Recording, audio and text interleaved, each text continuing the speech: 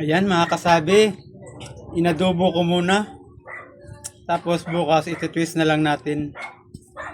Kasi hindi naman ito masisira. Kasi gabi na masakit na yung kamay ko galing pati sa trabaho.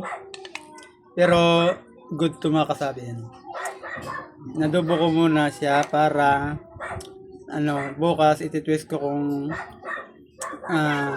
gata yung pinaigang gata sa tawag nito. Nung luto niya makasabi sabihin nyo na lang basta sa lang yun. Gata. Or haluan natin ng pinya. Sarap. Sa ako nang bahala niyan mga kasabi. Kasi wala namang rep dito. Ayan. Kanina nagtanggal kami ng balahibo.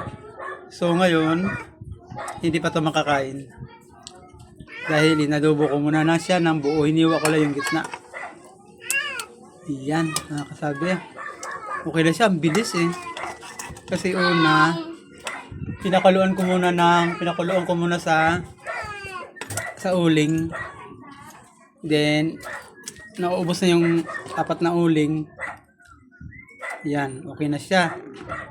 Parang lechon na to Ang lambot na. Galaw-galaw na yung laman. Nababali na siya. Sarap. Natutusok na nga Sarap. Pwede na to kainin kasi malasa to mga kasabi. May kompleto ricado to. Ayan. Yung hiwa na yan mga kasabi. Nako. Thank you. Salamat po sa nagbigay ng pato at napakinabangan po. Kasi kaya binigay ito dahil ito yung nanghihina. At saka para masurvive at mapakinabangan kaya binigay. Kaya thank you very much. Bye bye hapunan.